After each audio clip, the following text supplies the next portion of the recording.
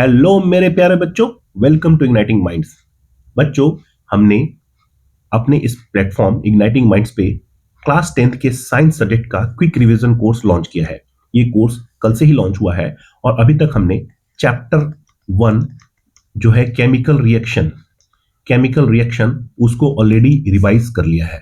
ठीक है, बड़े ही डिटेल्ड मैनर में कंसाइज नोट बनाया है और एक एक छोटे से छोटे चीज को डिस्कस किया है जो एग्जाम पर्सपेक्टिव से काफी इंपॉर्टेंट थे।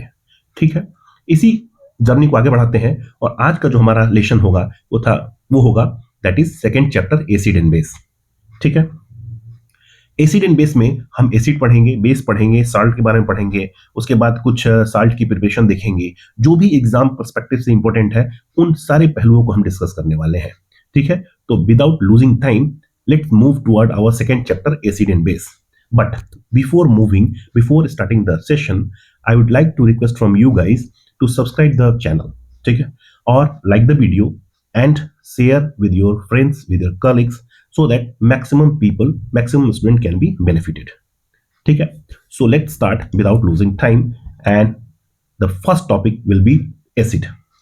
So acid is a substance which gives H plus ion in aqueous solution. ठीक है, सो जो ये पहला टॉपिक का जो पहला स्टेटमेंट है कि H प्लस आयन रिलीज करता है, ये एग्जाम पर्सपेक्टिव से काफी इंपॉर्टेंट होगी। सॉरिन टेस्ट होगा, ठीक है, एंड ब्लू लिटमस को ये रेड में कन्वर्ट करेगा। सो ये तीनों एग्जाम पॉइंट से, एग्जामिनेशन पॉइंट के व्यू से ये काफी इंपॉर्टेंट होंगे। ठीक है, अगर एसिड का कुछ एग्जांपल देखें तो sulphuric acid, acetic acid and nitric acid. साथ में आपको फॉर्मूले याद रखने हैं। ठीक है, ओके। अब देखिए, नेचुरल कुछ सब्सटेंस होंगे, नेचुरल आइटम्स होंगे जिनमें कुछ खास तरह के एसिड पाए जाएंगे। उसको हम एक बार देख लेते हैं। जैसे विनेगर में एसिटिक एसिड मिलता है, ऑरेंज में सिट्रिक एसिड मिलता है, लेमन में सिट्रिक एसिड मिलता है, टैमरिन में टार्टरिक एसिड मिलता है, टोमेटो में ऑक्जेलिक एसिड मिलेगा, कर्ड में लैक्टिक एसिड, देन एंट के स्टिंग में एंड नेटल के स्टिंग में मेथनोइक एसिड मिलता है। ठीक है फ्रेंड्स, तो एक एक बार हम इसके फॉर्मूला देख लेते हैं। सबसे पहले सिट्रिक एसिड, एसिटिक एसिड का यहां लिखा हुआ है ऑलरेडी। ठीक है, अब सिट्रिक एसिड का जो आपका फॉर्मूला होगा दैट इज C6H8O7, C6H8O7। ठीक है, देन उसके बाद है सिट्रिक एसिड भी है, टार्टरिक एसिड का होगा C4H6O6। ठीक है, देन टार्टरिक हो गया, ये टार्टरिक का हुआ। ऑक्जेलिक एसिड का होगा COOH2। ठीक है, COOH2। Okay, next curd, lactic acid का होगा C3H6O3। मेथनोइक एसिड का क्या लिख सकते हैं हम, दोनों का होगा CH2O2, जिसको आप ऐसे भी लिख सकते हैं HCOOH। ठीक है, सो जिसको वापस रिवर्स में लिख सकते हैं हम CH2O2। ठीक है, सो ये आप बिल्कुल अपने दिमाग में इसको प्रिंट कर लेंगे कि विनेगर में एसिटिक एसिड होगा, ऑरेंज में सिट्रिक एसिड होगा, लेमन में सिट्रिक एसिड होगा, टैमरिन में टार्टरिक एसिड होगा, टोमेटो में ऑक्जेलिक एसिड होगा, कर्ड में लैक्टिक एसिड होगा, एंट के और नेटल के स्टिंग में मेथनोइक एसिड होगा। ठीक है, ओके। अब कंसंट्रेटेड एंड डाइल्यूटेड एसिड।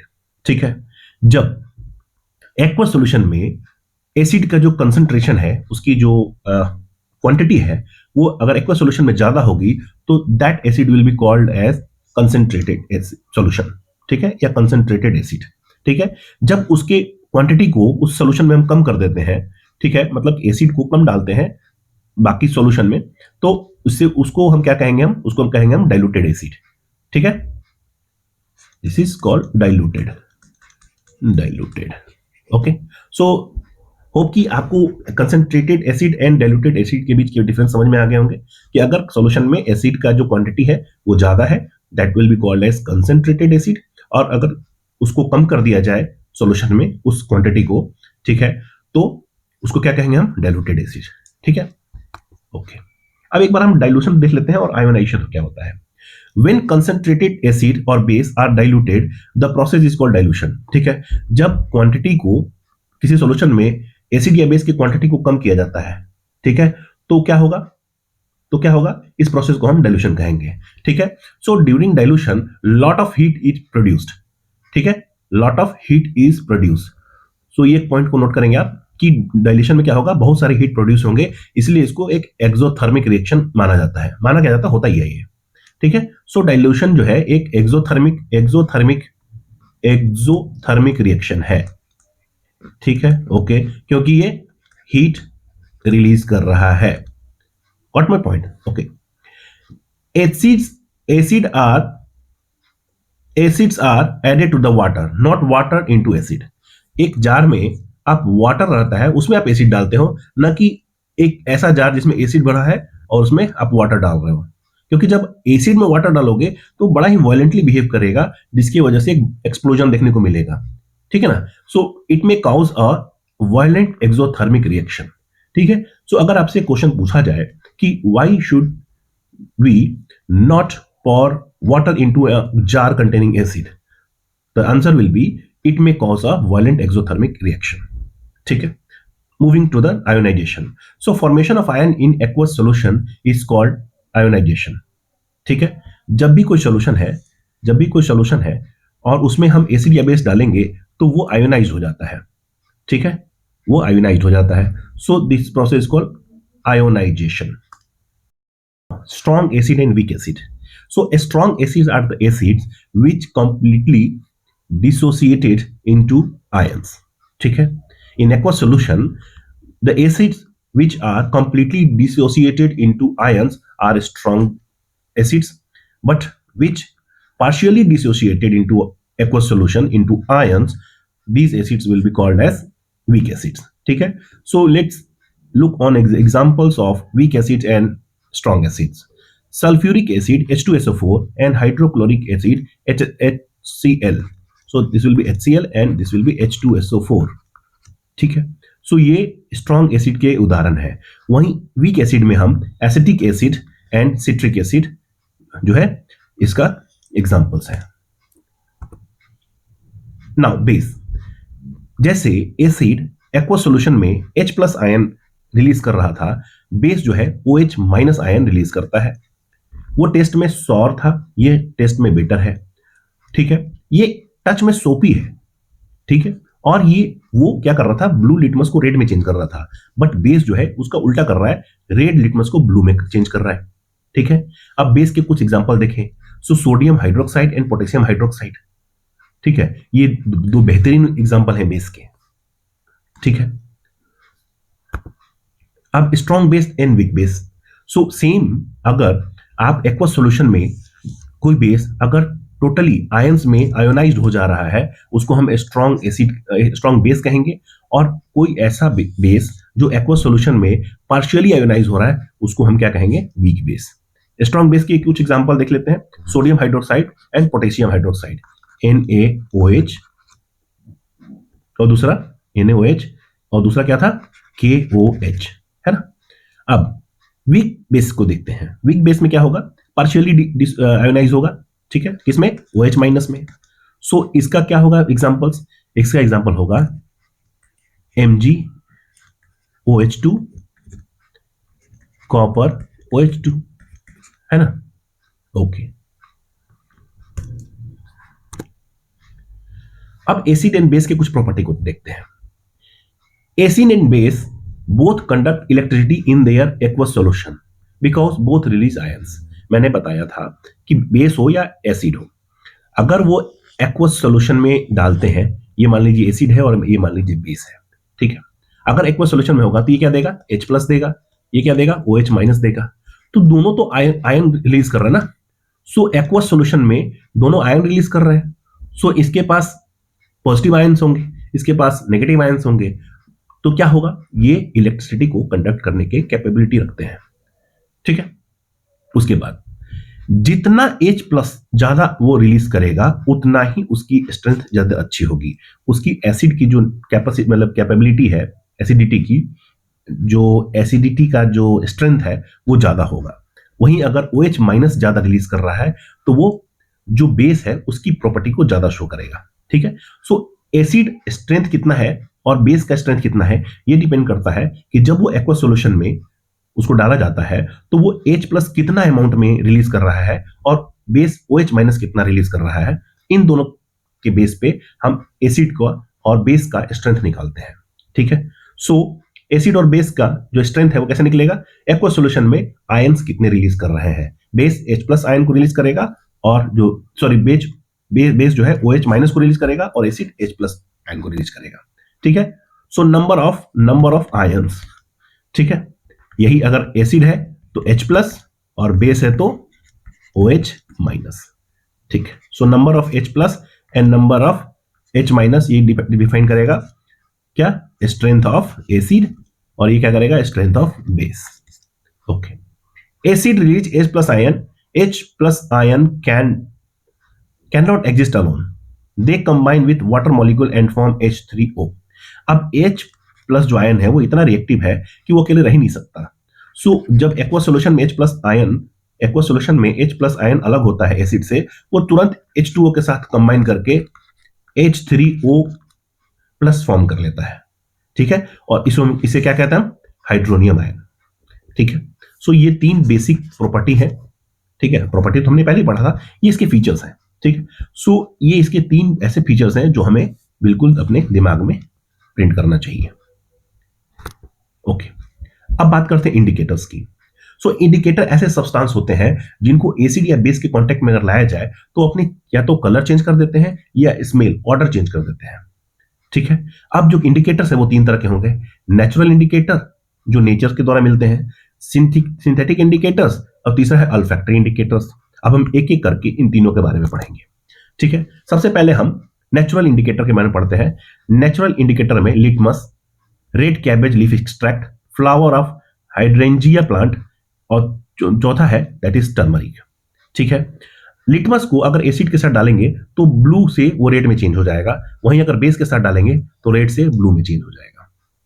अगर रेड कैबेज लीफ एक्सट्रैक्ट को अगर एसिड के साथ लगाएंगे तो वो रेड में कन्वर्ट होगा, अगर वो बेस के साथ लगाएंगे तो ग्रीन में चेंज हो जाएगा। यही अगर हाइड्रेंजिया प्लांट के फ्लावर को अगर एसिड के साथ कांटेक्ट में लाएंगे तो ब्लू कलर में चेंज हो जाएगा और ये बेस के साथ पिंक में चेंज हो जाएगा। टर्मरिक एसिड के साथ कोई चेंज नहीं करता, याद रखें, एसिड के साथ कोई चेंज नहीं करता, बेस के साथ वो रेड हो जाता है। इसीलिए जब हम खाना खाते हैं और हमारे कपड़ों पे कभी खाना गिर जाता है तो उसमें हल्दी टर्मरिक होता है।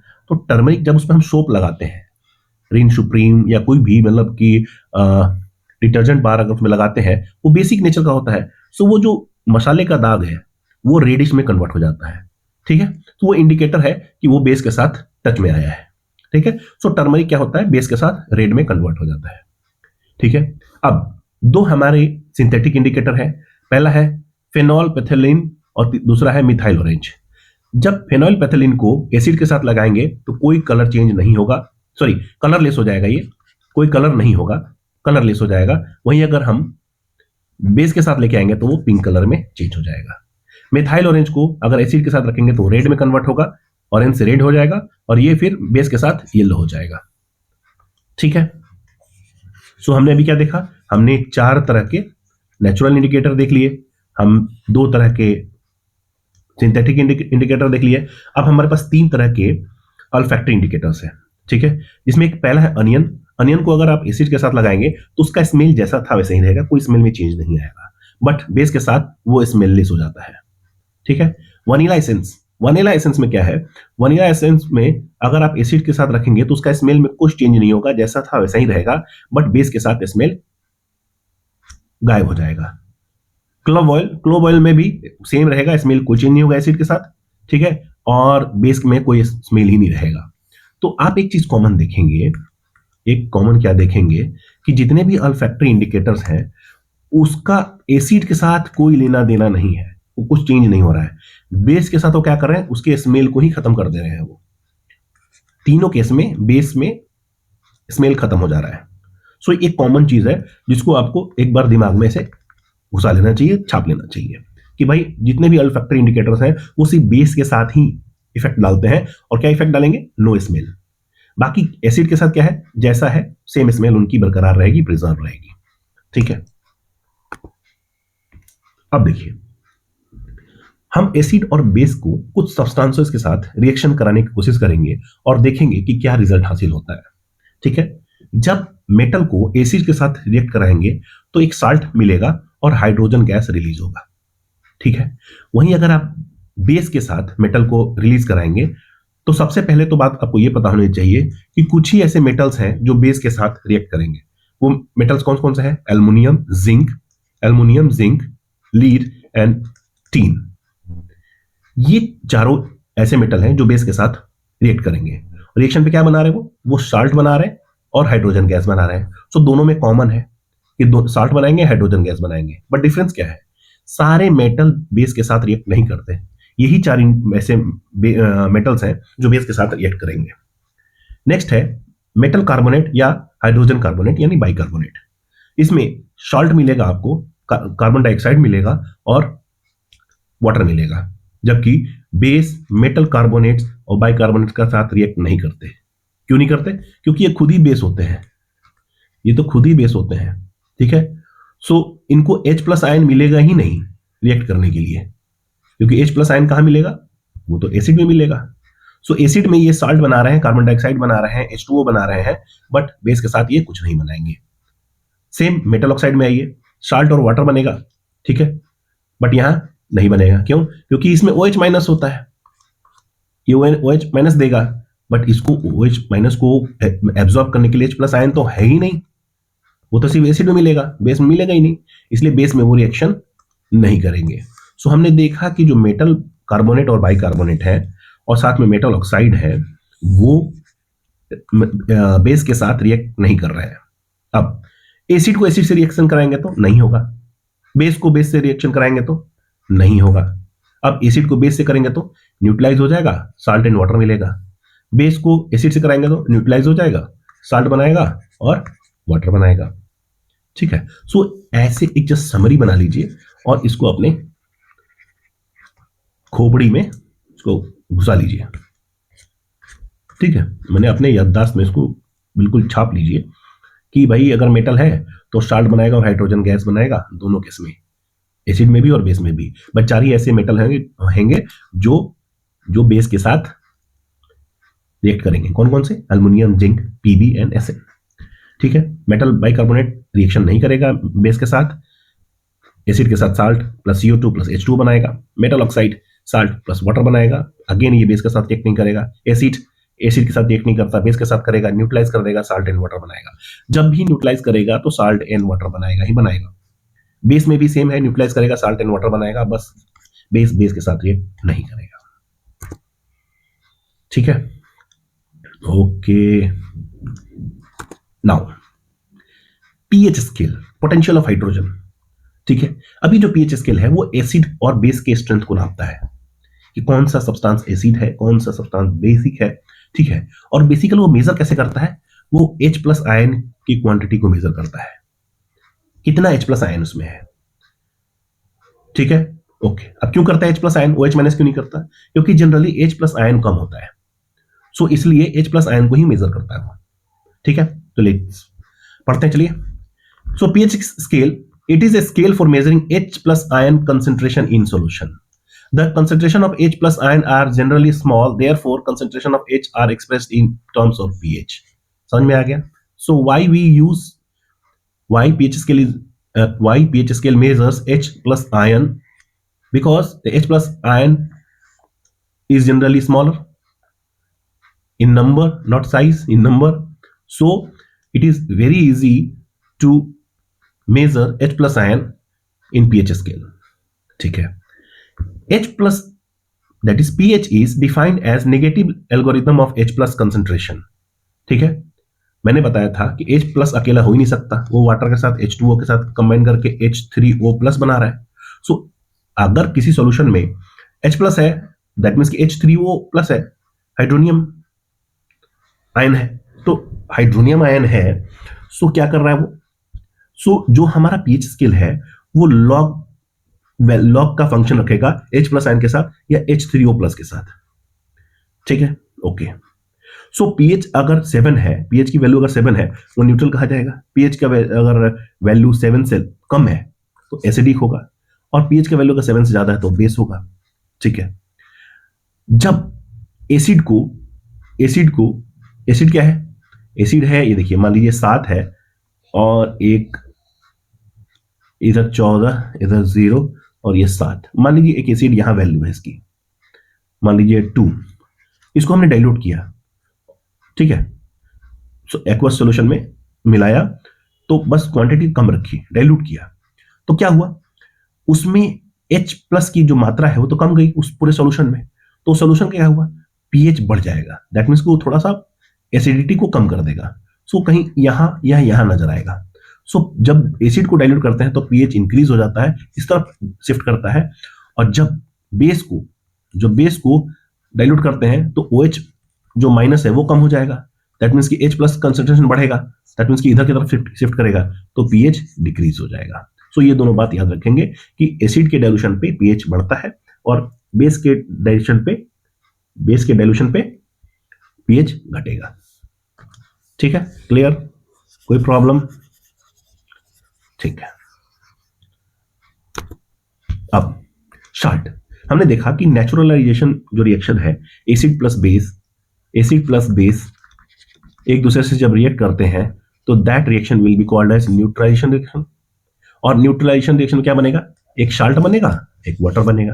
अब साल्ट कौन सा बनेगा, डिपेंड करता है कि एसिड और बेस कौन सा है, ठीक है। So a salt is an ionic compound that results from the neutralisation reaction of an acid and base, ठीक है। सो एक आयोनिक कंपाउंड है, किससे बन रहा है वो, न्यूट्रलाइजेशन रिएक्शन से बन रहा है। क्यों बन रहा है, क्योंकि एसिड और बेस कंबाइन कर रहे हैं, ठीक। So salt are composed of equal number of cations and anions so that the product is electrically neutral. So जब आप सोडियम और क्लोरीन को रिएक्ट करा रहे थे तो क्या बन रहा था, NaCl। सो इसमें एक कैटायंस एक एनायन बन रहा है, तो एक जो साल्ट का जो एक फॉर्मूला बन रहा है उसमें क्या है, कैटायंस और एनायन की संख्या बराबर है, सो इलेक्ट्रिकली वो न्यूट्रल हो गया, है ना। सो पूरे टर्म में कैटायंस एंड एनायंस इक्वल है, सो जो साल्ट होगा इलेक्ट्रिकली न्यूट्रल होगा, ठीक है। अब एसिड एंड बेस पे बात करेंगे तो साल्ट 3 तरह की होंगी कि इसमें एसिडिटी कितना है, या बेसिक नेचर है या न्यूट्रल नेचर है। सो अगर उसमें एसिड बेस बराबर है, ठीक है, दोनों इक्वल एसिड से बने हैं, मतलब इक्वल स्ट्रेंथ, जितना अगर स्ट्रॉन्ग एसिड स्ट्रॉन्ग बेस है तो एक दूसरे को न्यूट्रलाइज कर देंगे और वो न्यूट्रल साल्ट कहलाएगा। अगर एसिड स्ट्रॉन्ग है बेस कमजोर है तो एसिडिक कैरेक्टर रखेगा, तो the salt will be acidic one. But weak acid strong base, इसमें क्या होगा, बेसिक कैरेक्टर रखेगा salt, so that salt will be called as basic salt. Let's focus. So neutral salt, the salt produced by reacting of strong acid as well as strong base. Neutral तभी तो होगा ना कि strong acid और strong base, इन दोनों को अगर रिएक्शन कराएंगे तो एक साल्ट नजर आएगा जो बिल्कुल न्यूट्रल होगा, ना उसमें एसिडिक कैरेक्टर होगा ना बेसिक कैरेक्टर होगा, ठीक है। और इसका जो वैल्यू होगा दैट इज पीएच वैल्यू क्या होगा, न्यूट्रल कहां होगा, 7 पे, सो इसका जो पीएच वैल्यू होगा वो होगा 7, ठीक है। एग्जांपल के लिए sodium hydroxide when reacting with the HCl, sodium hydroxide एक स्ट्रॉन्ग बेस है, HCl that is hydrochloric acid एक स्ट्रॉन्ग एसिड है, तो जब दोनों को रिएक्ट कराएंगे तो एक कॉमन साल्ट बनेगा NaCl और वाटर। तो हमने बताया था साल्ट प्लस वाटर, है ना, कभी भी न्यूट्रलाइजेशन रिएक्शन होगा तो साल्ट प्लस वाटर बनेगा, ठीक है। सो ये जो साल्ट बना वो क्या था, न्यूट्रल साल्ट था।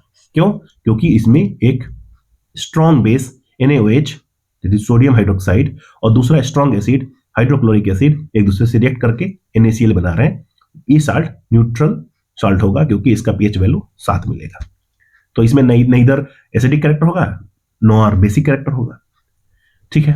जब स्ट्रॉन्ग एसिड और के साथ वीक बेस रिएक्ट करेगा तो वो एसिडिक कैरेक्टर को रखेगा, साल्ट अपने एसिडिक कैरेक्टर को थोड़ा सा मेंटेन करेगा, जिसकी वजह से पीएच वैल्यू है वो 7 से कम दिखेगी। दैट मीन्स कि वो 7 से कम दिखेगी। ठीक है, एग्जाम्पल के लिए अमोनियम हाइड्रोक्साइड, अमोनियम हाइड्रोक्साइड को हाइड्रोक्लोरिक एसिड के साथ, अमोनियम हाइड्रोक्साइड एक वीक बेस है, हाइड्रोक्लोरिक एसिड एक स्ट्रॉन्ग एसिड है, इनको कंबाइन रिएक्शन कराने के बाद क्या मिलेगा? अमोनियम क्लोराइड, एक नमक है, एक सॉल्ट है, ठीक है, और वाटर मिलेगा। सॉल्ट प्लस वाटर तो मिल ही रहा है, बट ये जो सॉल्ट मिल रहा है that will be the acidic one. ठीक है, क्यों? क्योंकि यहां स्ट्रॉन्ग एसिड के साथ वीक बेस का रिएक्शन हो रहा है। बट ठीक उल्टा, जब स्ट्रॉन्ग एसिड हो, सॉरी स्ट्रॉन्ग बेस हो एंड वीक एसिड हो, तो क्या होगा? तो हमें बेसिक सॉल्ट मिलेगा, बेस का कैरेक्टर वो ज्यादा लेगा। सो ये जो NaOH है ये स्ट्रॉन्ग बेस है। ठीक है, और क्या है? ये जो कार्बोनिक एसिड है H2CO3, कार्बोनिक एसिड एक वीक एसिड है। तो weak acid and strong base क्या बना रहे हैं? ये सॉल्ट बना रहे हैं। बट सॉल्ट कैसा होगा? वो बेसिक होगा। दैट मीन्स इसका पीएच वैल्यू 7 से ज्यादा होगा। ठीक है, सो हमने पढ़ लिया कि सॉल्ट एंड सॉल्ट के 3 type, neutral salt, acidic salt and basic salt. PH value 7, less than 7, more than 7। ठीक है, ओके। जब सॉल्ट बनता है तो जो क्रिस्टल फॉर्म होते हैं उसके कुछ क्रिस्टल्स के बीच में वाटर मॉलिक्यूल ट्रैप हो जाते हैं। ठीक है, वैसे वाटर मॉलिक्यूल्स को हम क्या कहेंगे? Water of crystallization. ठीक है, so water molecules present in crystal structure of the salt are called water of crystallization. ठीक है, such water molecule containing salt are called hydrated salt. ठीक है, जब भी आप जिप्सम को देखेंगे, आप प्लास्टर ऑफ पेरिस को देखेंगे, तो वो वाटर मॉलिक्यूल को वो अपने फॉर्मूला में साथ लेके चलते हैं। ठीक है, उनके फॉर्मूला में ही वाटर मॉलिक्यूल रहता है। सो ऐसे सॉल्ट को क्या कहेंगे हम? Hydrated salt. ठीक है, अब मान लीजिए कि अगर 5 वाटर मॉलिक्यूल है तो इसको हम कहेंगे पेंटाहाइड्रेट। अगर 2 रहेगा तो डाइहाइड्रेट। अगर 4 रहेगा तो टेट्राहाइड्रेट। अगर 10 रहेगा तो डेकाहाइड्रेट। अगर हाफ रहेगा तो हेमीहाइड्रेट। ठीक है, अगर 1 रहेगा तो मोनोहाइड्रेट। ठीक है, okay. So water of crystallization of a salt is a fixed number of water molecule present in the one formula of the salt. ठीक है भाई, एक फार्मूला है तो उसमें फिक्स रहेगा। सॉल्ट का एक फार्मूला है, उसमें वाटर मॉलिक्यूल कितना है तो फिक्स ही रहेगा। जैसे जिप्सम में 2H2O रहेगा, डाइहाइड्रेट। ठीक है, प्लास्टर ऑफ पेरिस में हेमीहाइड्रेट रहेगा। ठीक है, किसी में पेंटाहाइड्रेट है तो 5 रहेगा, तो वो फिक्स है। सो जिप्सम का एग्जांपल लीजिए, जिप्सम का रहेगा calcium sulphate into 2H2O, that means की calcium sulphate dihydrate. Washing soda में क्या देखेंगे? सोडियम कार्बोनेट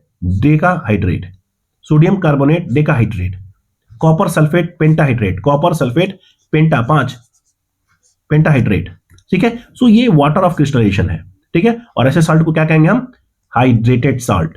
तभी तो हम डेका, पेंटा, डाई और हेमी, ये हाइड्रेट को हम टर्म में यूज कर रहे हैं। ठीक है, अब कुछ कॉमन सॉल्ट को देखते हैं और वो कैसे बनते हैं, उनके केमिकल फॉर्मूला क्या होते हैं, उनके फीचर्स, उनके यूज क्या क्या है, उसको देखते हैं, जो एग्जाम पर्सपेक्टिव से काफी इंपॉर्टेंट है। सो प्लीज आपसे रिक्वेस्ट है कि एक बार इसे आप गो थ्रू करेंगे। ओके, कॉमन सॉल्ट का जो केमिकल नाम है, chemical name, that is sodium chloride NaCl। कैसे होगा? जो सोडियम हाइड्रोक्साइड है, सोडियम हाइड्रोक्साइड को अगर आप हाइड्रोक्लोरिक एसिड के साथ रिएक्शन कराएंगे तो सोडियम क्लोराइड मिलेगा प्लस वाटर मॉलिक्यूल्स देगा। Again base, acid, salt, water, है ना, न्यूट्रलाइजेशन रिएक्शन है। ठीक है, तो सारे ही न्यूट्रलाइजेशन रिएक्शन होंगे क्योंकि साल्ट बन रहा है। ठीक है, अब इसका यूज क्या है? हम फूड में यूज करते हैं, अचार वगैरह में प्रिजर्वेटिव के रूप में यूज करते हैं, और मेटल और गैस बनाने में भी इसका यूज होता है। Sodium hydroxide that is NaOH। ठीक है, अभी कैसे होगा? सोडियम क्लोराइड जो कॉमन सॉल्ट है, अगर वाटर के साथ रिएक्शन कराएंगे तो सोडियम हाइड्रोक्साइड मिलेगा प्लस क्लोरीन गैस मिलेगा प्लस हाइड्रोजन गैस मिलेगा। ठीक है, और जिस प्रोसेस से हम ये अचीव करते हैं सोडियम हाइड्रोक्साइड, उस प्रोसेस को कहते हैं हम क्लोर अल्कली प्रोसेस। अब ये पेपर इंडस्ट्री में, सोप इंडस्ट्री में, डिटर्जेंट मेकिंग में यूज होता है। ये मेटल को डिग्रीस करने में, मेटल सरफेस को डिग्रीस करने में काम आता है। Water treatment, PVC making, fertilization में इसका यूज होता है। अब ब्लीचिंग पाउडर, स्विमिंग पूल में ब्लीचिंग पाउडर हमेशा कॉमन चीज है। सो इसको कैसे यूज करते हैं हम? सो क्लोरीन गैस को OH2, ठीक है, हाइड्रोक्साइड के ऊपर अगर फ्लो कराएंगे तो CaOCl2, ये फॉर्मूला मुझे कुछ अधूरा क्यों लग रहा है? CaCl2 होना चाहिए मेरे हिसाब से, CaOCl2, ठीक है।